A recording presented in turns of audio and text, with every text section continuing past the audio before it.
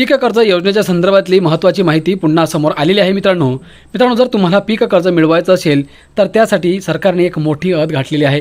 ती अट काय आहे तर मित्रांनो, शेतकऱ्यांना आधी ह्या बँकेची रक्कम भरावी लागणार आहे आणि ती रक्कम भरल्यानंतरच नवीन पीक कर्ज शेतकऱ्यांना मिळणार आहे। कोणती बँक आहे, किती रक्कम भरावी लागणार आहे, नवीन पीक कर्ज मिळवण्यासाठी शेतकऱ्यांना काय काय करावं लागणार आहे, संपूर्ण माहिती व्हिडिओच्या माध्यमातून सविस्तर जाणून घेणार आहोत। त्यामुळे हा व्हिडिओ तुम्ही शेवटपर्यंत बघा आणि आपल्या माझी माहिती यूट्यूब चॅनलला सबस्क्राईब करायला विसरू नका। शेतकरी मित्रांनो, राज्य शासनाने शेतकऱ्यांचे 2 लाखांपर्यंतचे थकीत कर्ज माफ करण्याचा निर्णय घेतला आहे। परंतु यापूर्वीच्या 2019 मधील कर्जमाफीचा लाभ घेतलेल्या शेतकऱ्यांना केवळ 50,000चेच कर्ज माफ होणार आहे। त्यासाठी जास्तीची रक्कम आधी बँकेत भरावी लागणार आहे, त्यानंतरच योजनेचा लाभ मिळणार आहे। राज्य मंत्रिमंडळाच्या मंगळवारी झालेल्या बैठकीत पुण्यश्लोक अहिल्यादेवी होळकर शेतकरी कर्जमुक्ती योजनेला मंजुरी देण्यात आली आहे। सहकार व पणन वस्त्रोद्योग विभागाने तसा आदेश काढला आहे।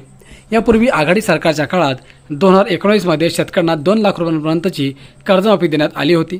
या योजनेचा ज्या शेतकऱ्यांनी लाभ घेतला आहे त्यांना चालू वर्षीच्या कर्जमाफी योजनेत 50,000चाच लाभ मिळेल अशी अट ठेवण्यात आली आहे। सरसकट कर्जमाफी होईल अशी आशा शेतकऱ्यांना होती। शेतकरी जून महिन्यात कर्जाची परतफेड करून नवीन कर्ज घेतात। खरीप हंगामाच्या तोंडावर सरकारने कर्जमाफीची योजना जाहीर केली आहे। या योजनेचा लाभ घ्यायचा झाल्यास आधी जास्तीच्या थकीत कर्जाची रक्कम बँकेत भरावी लागणार आहे, त्यानंतरच शेतकऱ्यांना कर्जमाफीचा लाभ मिळणार असून नव्याने कर्ज उचलता येणार आहे। उर्वरित रक्कम भरण्यासाठी मार्च 2027 पर्यंत मुदत आहे। परंतु ही रक्कम उभी करायची की आता खरीप हंगामासाठी पैसे लावायचे असा प्रश्न शेतकऱ्यांसमोर असणार आहे। मित्रांनो, 1 एप्रिल 2029 ते 31 मार्च 2026 या कालावधीत कर्ज घेतले होते, परंतु ते कर्ज नोव्हेंबर 2025 रोजी थकीत असून 31 मार्च 2026 पर्यंत कर्जाची परतफेड झाली नाही। अशा थकीत कर्जाचे मुद्दल व व्याजासह रक्कम 2 लाखांपेक्षा जास्त असल्यास अशा शेतकऱ्यांनी प्रथम 2 लाखांपेक्षा जास्त असलेली थकीत रक्कम बँकेत रकमेची परतफेड करणे आवश्यक आहे। ही रक्कम परतफेड केल्यानंतरच मात्र शेतकऱ्याला एकावेळी समझोता 2 लाखांचा लाभ देण्यात येणार आहे। मित्रांनो, 2 लाखांपेक्षा जास्त थकीत कर्ज भरणे बंधनकारक आहे।